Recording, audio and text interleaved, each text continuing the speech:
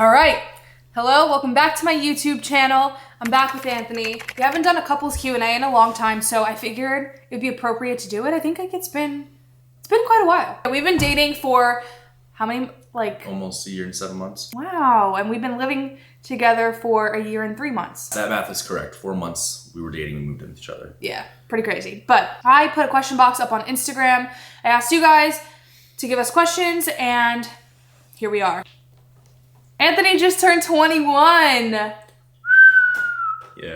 And I am 22 and a half. So I am a year and a half older. You want to pick the first one? No.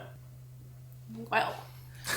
Okay, we'll start very simple. How did you guys meet and who was interested first? So we met at the gym. That's very cliche for a fitness couple, but we did. We met at Iron Revolution. That was my first time there when I first saw him there.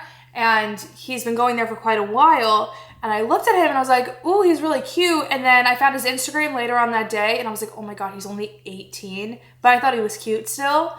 And that's like not really how we met. Like we didn't meet then. Mm-hmm. We met later on because I slid into your DMs and stuff like that. Yeah, so you were interested first, you think? I think you were also interested, but you were like a little like... Just didn't make a move. So, okay, he wasn't that interested. I guess it was me. No, don't act like you were. No, I saw you. I was interested in you. I saw your Instagram that day as well. We already you know that, and then but you make the first move, so I guess it kind of answers that question.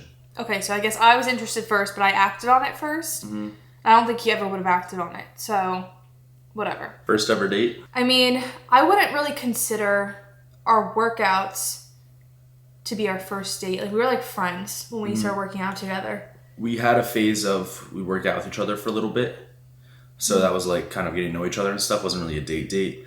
But I prefer to actually go on dates. And I asked you out to go out to eat, which was at Tommy's, which is like our favorite restaurant. So, well, now it is. So that was our first date. We went to Tommy's and then I tried kissing her. She declined me.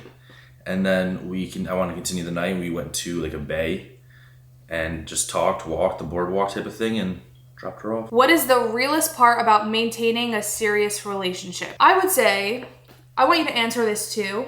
What is the realest part about maintaining a... It is a weirdly worded question, but I would say the hardest part about maintaining a serious relationship. Basically, the parts that aren't all sunshine and rainbows. I consider that real.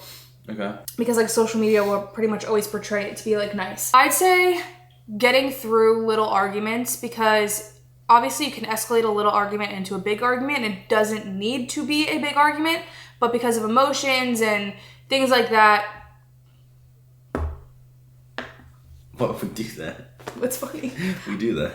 Obviously we do that. That's the realest part. That's why I started laughing. If I hid my emotion, I wouldn't be very real. And if I hid my emotion, I wouldn't be very real. Okay. So yeah, I was laughing because we do that. Yeah, so that's real. We fight about stupid shit sometimes. I mean, we're with each other 24/7, so like sometimes I want to rip his face off, sometimes he wants to rip mine off, and also we're human. We have bad days, we have good days, so some days are just a bad moody day and some are better, but it's always talking through it, even if you can't right in the moment in your frustration. At some point, kind of debriefing the situation and trying to never go to bed angry. That's my 2 cents. See, I was trying to come up with an answer throughout all this, and with the wording of the question, it's hard for me to actually give my answer, but I would say something along the lines of the realest part about maintaining. So to maintain a serious relationship is being open with each other, obviously not lying, knowing each other's wants, needs, what triggers someone, whatever, you know? So being open and caring for the other person.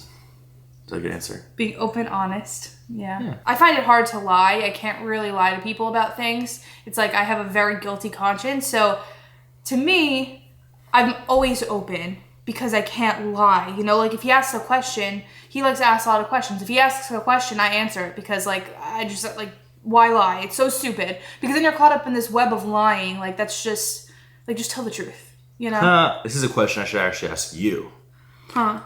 How would you deal with FOMO feelings when you and your partner aren't together? This is a very good question for like this time period.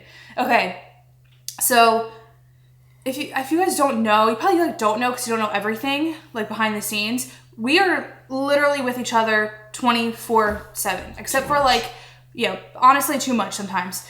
Except for like maybe when I go to the store by myself, he gets a haircut, I get a haircut. Like there's times when we're not always together, but we're with each other a lot. And most of the times, or pretty much all the times that he travels, I come with. And for me, I have a harder time dealing with FOMO, especially if he's traveling. Like in the past, he's traveled and just makes me like anxious and like lonely because I'm used to having somebody by my side 24/7. I'm used to being with somebody now 24/7. I used to be fine as an independent person, but when you become so accustomed to being with somebody, waking up next to somebody every day, falling asleep next to somebody every day, it's like your comfort zone. It's very easy. But this is good timing to ask this question because he has to travel to LA at the end of May at some point, and I'm not coming with. It's like a 3-day trip, but I'm like 3 days and I'm devastated. I'm like, oh my God, what am I gonna do with myself? Like what am I gonna do? And I think the biggest part of that, it's not trusting him or anything like that. Like I do trust him. It's not that. It's literally the feeling of FOMO and also the feeling of like being lonely. It's like you're not used to being lonely. I'm used to going to sleep with him every day and starting my day with him every day. That like it's difficult, but now I have the cats, so at least like they'll keep me busy. What about you? Do you get like FOMO or anything? I feel like you can't say that you don't because I feel like you really do. No, I probably do. I don't know. I can't put my finger on it exactly, but I definitely do at times. Yeah. I feel like you deal with it less because I go out and do things on my own like less often, you know, like with friends and such versus you, like you'll go out with your friends more often. It was actually a really interesting one. I don't think you'd answer this, but how often do we have sex? Two people asked it actually back to back. So you don't have to put this in. I mean, I guess we can. Are you kidding me? Why no? Because I gotta meet your family soon. I'm alright. They've heard things. I don't know. They've heard things about this? No, in other videos. I'd say. How do you manage a relationship on prep? Well, I feel like there's many different parts you can go through throughout this question. You look at it as a whole, you look at it as yourself. Because when you are prepping for yourself, right? So I gotta look at the relationship. Are you prepping together? Is your partner a bodybuilder? Do they understand what you're doing? Do they understand how important everything is? So in our situation, we both were in contest prep with each other. So we had each other to help lift each other up, to be on the same schedule with each other, to, you know, drag someone who is falling asleep on the couch to go to the gym, whatever it is. If they're hungry, opening the fridge, slap their hand away. We're always there to help each other. Except we never did that. We never did that, but what I'm saying is we're both there to hold each other accountable and keep each other motivated in our situation. But in other situations with relationships, someone may not be a bodybuilder, someone may one sole independent person may be bodybuilding in that relationship, and therefore I think it's best to talk about the importance of whatever you're doing, how important it is to you, because when you're going into a prep, you should be giving it your all, right? Mm-hmm. And if said other person relationship says, let's go out to eat, you can get something out to eat there, like you can get chicken and asparagus, whatever, like you're not really comfortable with that, you shouldn't feel forced and guilty to like go on that date. So it's like interesting. I think it's just understanding your partner, to be understanding of it. And the best is like support system. So like, bro, you got someone cooking your food. I know that makes someone real happy in their heart. Mm-hmm. Yeah, I don't know. I agree. And then I'll add on to that. So essentially, you don't have to go on dates, and your partner can understand this as well, even if they aren't a bodybuilder. Dates don't always have to revolve around food. You can go to the beach and pack a meal. You can go to mini golfing. You can go bowling. You can go to the arcade. You can go, I don't know, rock climbing, like ice skating. You can do all of these things, and you don't have to revolve your date around food, even though it so often is, right? A dinner date is very common, but you don't have to do that. You could do so many other things. Go for a walk in the park, and also just being super understanding of your partner. They might feel off. They might not feel great a day, and you just kind of understand, like, okay, they're low energy. That's it, and move on. You know, you be supportive and you do things when you can, and the biggest thing is being understanding. It's kind of a funny question that, like, at first when I read it, I was like, oh, it makes sense. But then as I read it more, I was like, it's kind of a silly question. Mm-hmm. Apart from the gym, how did you guys figure out what you had in common? talked? That's a good question. Is it? Because like, I well, feel like how did you like maybe more of like what did you figure out that you guys had in common? Well, obviously we figured out what we had in common through communication and just sharing experiences together. Like, you know, when you drive in the car, you listen to music, and then conversation leads to the next, talking, bands, concerts, hangouts, what you do with your friends, blah, blah, blah, blah, blah. Yeah. But I'd say that what we have in common that like we realized would be obviously like our passion for fitness, health, and all of those things. I would say we both like to be outside. We both like to go to the beach. We also both like to travel. And what else? Oh, and I also like adapted to his music taste. So now we both have the same music taste. Pop punk. Any favorite TV shows together?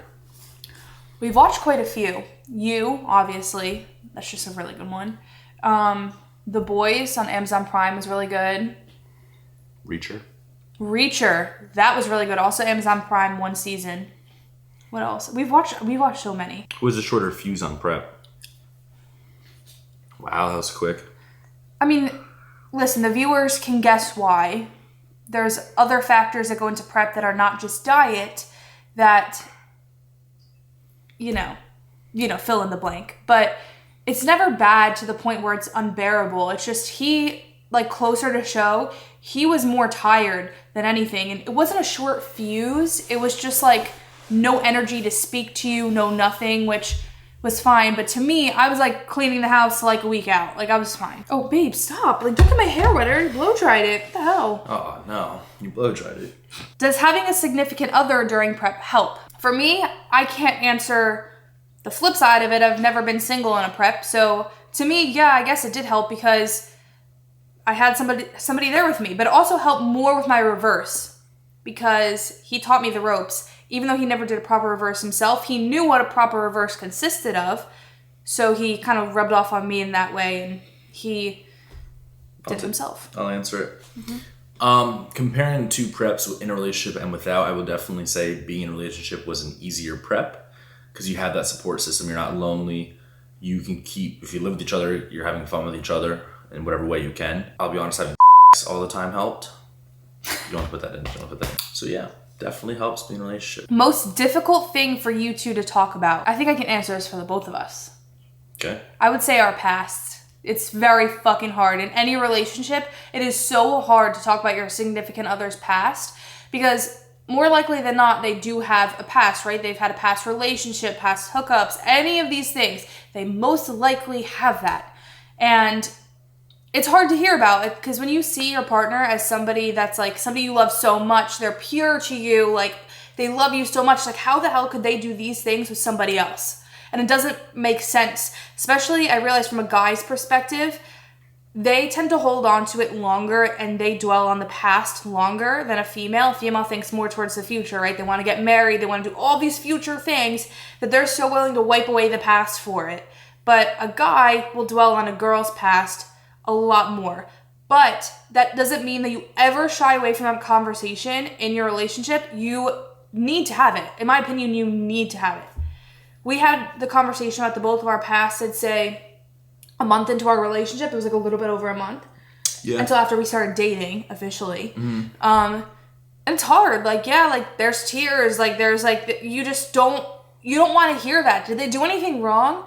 No, they didn't do anything wrong. Unless it's the past of that you guys were already talking, dating, whatever, then like, yeah, that's probably a problem. But their past in general, it's something that's very hard to hear about it, but very necessary to understand because then it leaves no questions in the mind. It's like, okay, like this is what had happened. I shouldn't have more questions for them. And even if questions do arise, like randomly, maybe he'll like ask me a question about my past, like still to this day, it's kind of like, yeah, like he just needs to hear the answer and then like move on. Not something he'd ever get mad about. Like if I answered it and he didn't like the answer, he wouldn't be all mad at me for it. But I don't know, like you don't let the mind wander. You just know. That's why it's important to have. Yeah. You agree? I agree. We've talked about it enough to the point where like I feel like that's very accurate. Yeah. I'm going to do this because I think this isn't a relationship question, but it's honestly, I think it's applicable to the both of us. Somebody said, I'm confused how having cheat meals in a growing phase doesn't result in faster fat gain. Well, what I've learned recently is following your protocol, following your diet, and consistency at least 80% of the time will allow you to go have a cheat meal, which, by the way, I'm supposed to have at least one a week. I don't know about you. That'll just result in your body working like a machine. And also being smart about your cheat meals. Like, don't overstuff yourself because you get one cheat meal a week. You're like, oh my God, I need to overstuff my stomach. It's not necessary. Eat until you feel kind of full and then you're done. Like, that's it. You don't need to overstuff yourself. You want a bite of dessert? Get a bite of dessert. This week I had 3 cheat meals and I actually dropped 3 pounds.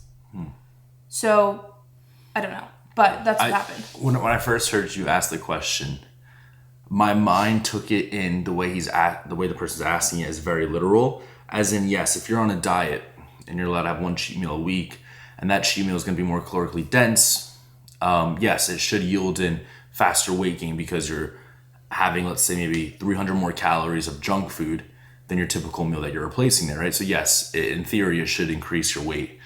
But I think looking at it as a whole, as every effect that cheat meal will have on you, as, okay, if you're in a growing phase, right, you're gaining weight, and you're following this consistent diet of clean foods, and if you didn't have this cheat meal, are you able to maintain and have a stable, healthy relationship with food? If you can't, that cheat meal can help you maintain that consistent diet of the boring foods, kind of give you something to look forward to every week. So maybe by having that cheat meal in on a Saturday, right, keeps you consistent throughout the whole week, and you progress linearly, and then yes, you have that cheat meal a little bit, increase the calories, but it's not going to kill you. So I kind of answer that both literally and kind of like why people put that in there. So, yeah. Do you guys have a plan after you both go pro? Well, obviously it's a goal of his to go pro, and it's a goal of mine. My plan after I go pro as a female is to just see where my body can take me. Honestly, it depends on how long it takes for me to go pro. If I'm at the age where we're kind of wanting to become parents, I'm not going to force myself through a prep. That's not necessary. Probably not the best for you, not as healthy. But I also know that I could still compete after I have kids. My bodybuilding career doesn't have to end then. But I would like to go pro before I have kids. So yeah, that would be my plan, is to just grow more, I guess, after I go pro and, see where I am, when we want to have kids, whatever the hell. Yeah. Pro show. Just see where I am. You can answer it for yourself or Continue growing in bodybuilding. That's it. It's just one step in the journey. One landmarker. God, you're so serious. So I think if we're going to end on this question, because the way this person detailed this question, really wanted it to be answered because it was so detailed and such a good thought out question. So we're going to answer it. What are goals you've set together as a couple that are now a reality? How'd you do it? I have one I can think of at this moment. Okay, then you start. With any relationship as a whole, depending on where you guys meet in life, you can meet in high school and then you can go to college. You guys will be separated. You get back together in whatever, a town together. Be working separate jobs. So for us, what we had to deal with was at first, when we weren't even dating it, but when I actually asked Allie out, I was in Florida, she was in New Jersey. So the first goal was getting in the same location with each other, so we're doing long distance. I achieved that goal by me moving back to New Jersey. That was one. And then while we were in New Jersey now with each other and living at different parents' house, we've kind of wanted to obviously live with each other. So we didn't have to go through figuring out financial stuff, but we just had to find an apartment to move in with each other. So we did that. And then one of the next things that kind of came up, if I remember correctly, was Allie was still finishing school, trying to figure out a career path for herself. And due to my lifestyle being a lot of traveling, Allie having FOMO, and wanting to participate in these travels and with this type of life, Allie had to figure out her career path of, okay, what am I going to do for money? How are we going to be able to have our lives, synergistically go with each other instead of away? Mm-hmm. So Allie decided to, take social media up and at this time where she can, use her platform and make money this way instead of having to go down the career path of teaching what she wanted to do, which kind of would have also locked us into New Jersey, which I like to travel. Who knows, we want to live when we're older. So we had to figure out a career path for Allie at that time. And then both making content with each other. We're here. Mm-hmm. And I feel like that's like it for now. Yeah, and that tells like pretty much the story. But I'd say in terms of other goals that we set for each other as a couple, like these are kind of like morals, I guess you could say. I would say goals that we set for each other is like I said, like on prep, picking each other up when one's down, or he said that. And doing that just from day to day and helping each other with our goals, obviously. And the way that we do that is being understanding. That's something that we kind of already covered. This is not necessarily a goal, but it's more so, I guess, our opinions on things that could be perceived as a goal. I would say was to never break up for a stupid reason. And what I mean by that is I see oftentimes, maybe they're very high school relationships, that people break up and then get back together. And then they break up and they get back together. Then they break up and then they get back together. Or they take breaks. Okay.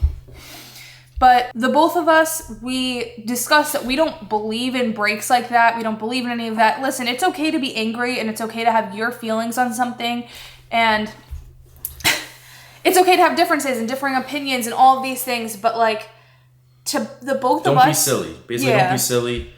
Communicate. Don't just let your emotions get a hold of you and be like... I'm leaving.